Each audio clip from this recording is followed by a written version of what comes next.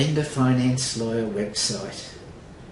I'm Tony Cordato from Cordato Partners, Business, Property and Tourism Lawyers. I'm a lawyer specialising in vendor finance for real estate in Australia. Now when I say vendor finance, you could call it seller finance, instalment finance, terms finance, rent to own, rent to buy. There's a whole lot of names for vendor finance because they reflect a whole lot of different ways of doing it. There are three main ways of doing it, which I explain on my website. But before we go on to that, let's just go to the basics.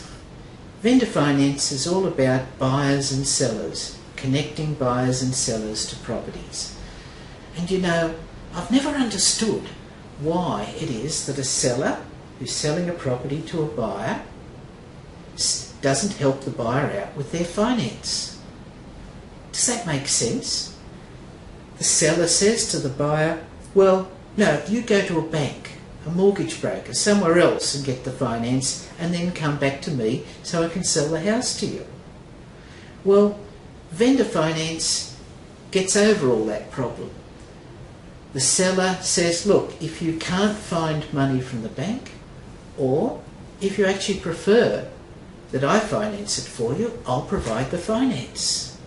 Now, you tell this to anyone in the real estate industry and they go, shock, horror.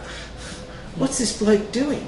The way it's done is we advertise for sale to a buyer, the buyer likes the house, and then the buyer has to go to someone they don't know to get the money. Well, I'm here to tell you that vendor finance does away with that. Vendor finance is about price, but it's also about the terms, about the way in which a property can be sold with no banks.